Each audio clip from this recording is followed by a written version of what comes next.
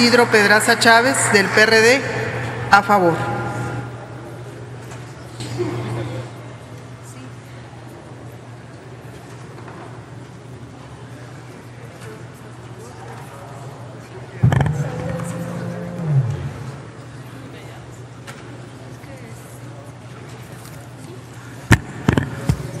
Gracias, compañeros. Esta tarde, este día ha sido un día accidentado en estas discusiones, precedido de métodos atropellados y estamos aquí discutiendo este último proyecto de la Ley de Ingresos de la Federación con uno de los temas más relevantes para los mexicanos, que tiene que ver con las finanzas públicas. En este proyecto pues se revisa cómo y a quién le vamos a cobrar impuestos. Hay aspectos positivos de la reforma que hemos de reconocer, donde la Cámara de Diputados blindó las finanzas públicas frente a la caída de los ingresos petroleros e inició la despetrolización de las finanzas públicas. Quedan temas pendientes que no pueden ser superados en este momento, dado que esta ley de ingresos es técnicamente igual a la del año pasado. A pesar de la tormenta que se constituye para el año 2018 para la economía mundial, la política fiscal se mantiene en su mayor atributo de dotar finanzas estables, pero queda como una camisa de fuerza que no logró detonar el crecimiento tan prometido por el gobierno federal. Llegamos a esta discusión y aprobación de la Ley de Ingresos de la Federación con la frase "finanzas públicas sanas", que llegó hasta el punto de sonar tan repetitivo en comisiones por parte de los funcionarios de Hacienda, que esta condición de estabilidad macroeconómica olvida lo siguiente: hay un exiguo crecimiento económico y los millones de mexicanos que aún viven en la pobreza. Un país con 55 millones de pobres y donde la política social poco o nada ha logrado para abatir sustancialmente la pobreza. Nos mantenemos como un país de tradición campesina, pero que importa alimentos de primera necesidad desde los Estados Unidos. Una política fiscal que poco o nada contribuye para mejorar la distribución de la riqueza, sino para perpetuar la pobreza de millones de personas. Pareciera ser que la política de gastos fiscales y de condonación de deudas está hecha para las grandes empresas o contribuyentes asociados a las campañas presidenciales. Un tema pendiente y de responsabilidad del Senado de la República tiene que ver con el diseño anquilosado de nuestro federalismo y el excesivo poder que ha concentrado la Secretaría de Hacienda y Crédito Público. Luego a veces es el gran legislador, establece proyectos que luego supera en el presupuesto. Y con todo respeto y asumiendo la responsabilidad en la materia, existe un debate que evitamos en la discusión de la Ley de Disciplina Financiera de Entidades y Municipios, de ese gran pastel de dinero del Fondo General de Participaciones que la Federación reparte a estados y municipios, de conformidad con la Ley de Coordinación Fiscal, a través del Fondo General de Recaudación Participable y de los fondos etiquetados, salud, seguridad, educación, entre otros. A cambio de ello, los estados han limitado su potestad tributaria y han dejado en la Federación toda responsabilidad.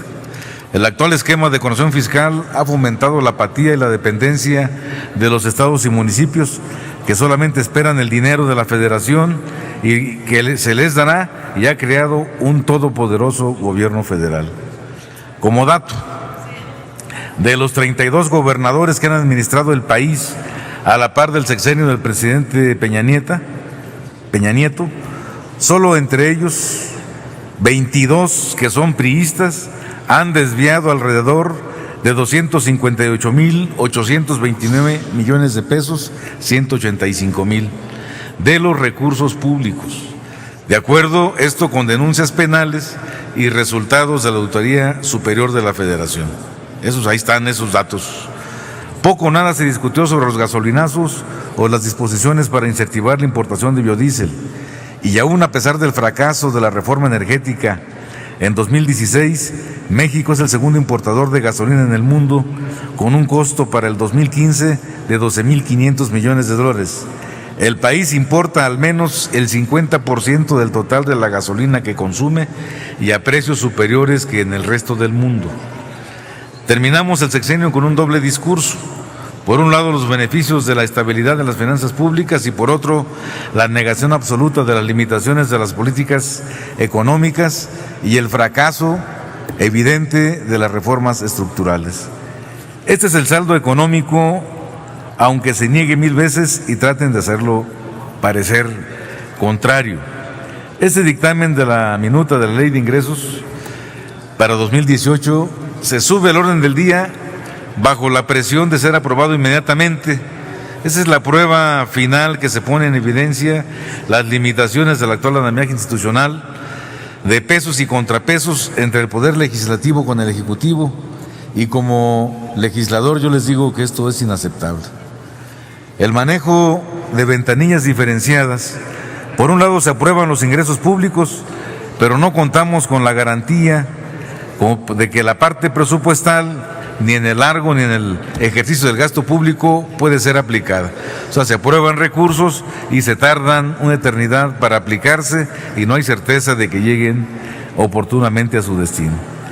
El doble papel que desempeña actualmente el secretario de Hacienda como responsable de las finanzas públicas y virtualmente candidato presidencial del partido en el gobierno, ausente en los trabajos de comisiones. Estoy convencido de la confrontación y la presentación de argumentos es vital para fortalecer nuestra democracia. Llegamos a un punto donde no discutir ni exponer a los aspirantes presidenciales se convirtió en un principio de buena conducta en el Senado, y en eso pues no estamos de acuerdo. El ejercicio de diálogo tiene que ser permanente con la Secretaría de Hacienda, sobre todo frente a las demandas ciudadanas y del sector privado, a lo largo del ejercicio fiscal, particularmente en un escenario donde la presente administración pública, federal, estatal y municipal se encuentra cuestionada por actos de desvío de recursos públicos.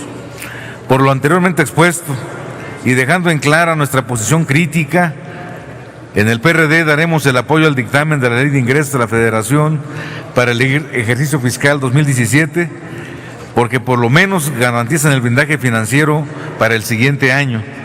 Nuestro voto no es un cheque en blanco, es un voto condicionado para mantener un diálogo permanente y constructivo en materia de seguimiento del desempeño de las finanzas públicas.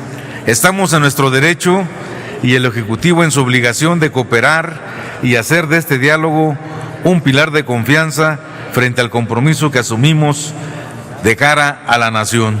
Es cuanto, compañeras y compañeros senadores. Gracias, senador Isidro Pedraza.